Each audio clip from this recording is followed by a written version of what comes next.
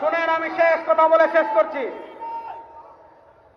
আমি শেষ কথা বলে, এই নবীর পরে নবী নাই, সংসদে আইন চাই, এই স্লোগান দেওয়াই লাগবে না যদি সংসদে আমরা কোরআনকে নিতে পারি।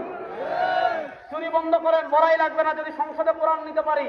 ও মুসলমান, বাংলাদেশের নেতার পরিবর্তন একবার হয় নাই, বাংলাদেশে ক্ষমতার পরিবর্তন একবার হয় নাই, বাংলাদেশের চেয়ারের পরিবর্তন একবার হয় নাই। 52 বছরে আমরা অসংখ্যবার নেতার পরিবর্তন দেখেছি, অসংখ্যবার ক্ষমতার পরিবর্তন দেখেছি। এদেশের মানুষের ভাগ্যের পরিবর্তন হয় নাই। এবার আমরা স্মার্ট বাংলাদেশ না, ডিজিটাল বাংলাদেশ না, সোনার বাংলাদেশ না, এবার আমরা ইসলামের বাংলাদেশ গড়ার জন্য প্রস্তুত আছেন না? ইনশাআল্লাহ। শেষ কথা বলে যাচ্ছি, বাংলাদেশের সব আলেম, উজানির হযরত, আমাদের চরমনাইয়ের পীর সাহেব চরমনাই, এবং বাংলাদেশের আল্লামা মাহমুদুল হক হাফিজাহুল্লাহ সহ বাংলাদেশের হক্কানি রব্বানি সব উলামায়ে কেরাম ঐক্যবদ্ধভাবে যদি আপনাদেরকে ডাক দেন, সময় এসেছে বাংলাদেশের সংসদে কোরআনের আলো জ্বালান।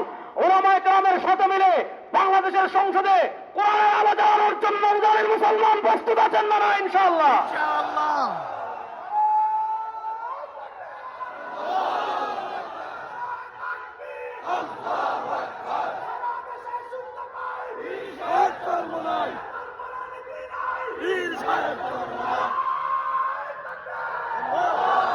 সুতরাং আলেমদের সাথে থাকবো তো ইনশাআল্লাহ।